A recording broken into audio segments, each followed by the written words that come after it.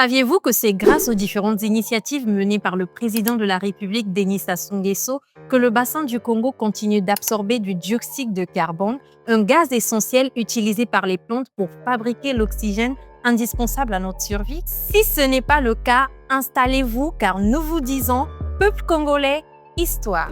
Depuis près de 45 ans, le président de la République, Denis Sassou Nguesso, a toujours fait de la préservation de l'environnement une priorité nationale. Dès les années 1960, alors que le monde parlait à peine d'écologie, il la plaçait déjà au cœur de son action.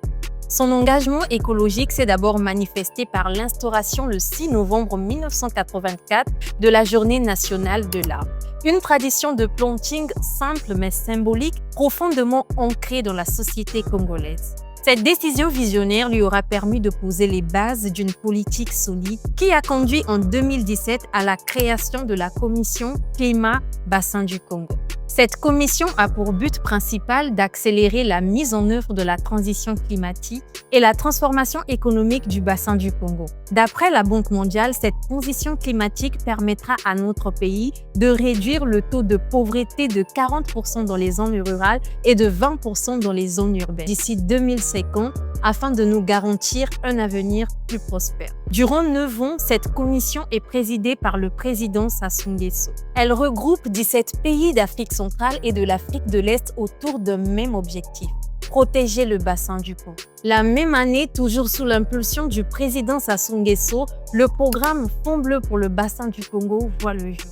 Un mécanisme visant à financer les projets d'économie verte et de développement durable afin de susciter des opportunités d'emploi dans les secteurs comme l'hydroélectricité et l'approvisionnement en eau potable, essentiel pour améliorer la qualité de vie et la santé des populations. Le programme Fonds Bleu pour le bassin du Congo contribue également à la sécurité collective, à la paix et à la stabilité des régions congolaises, marquées par des défis socio-économiques et climatiques importants, d'où notre régularité climatique. En juillet 2024, notre écologiste initie la décennie mondiale de la forestation et du reboisement, reconnue par les Nations Unies et organisée à Brazzaville lors de la première conférence nationale sur la forestation, avec pour objectif de protéger les forêts, préserver la biodiversité et assurer un avenir écologique viable pour les générations présentes et futures. Par ses actions, le président de la République, Sassou Nguesso, a su prévenir notre pays des catastrophes naturelles qui minent actuellement le monde. Sur les grandes scènes internationales,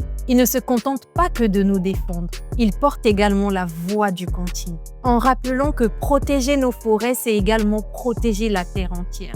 Grâce à son engagement, le bassin du Congo est aujourd'hui un symbole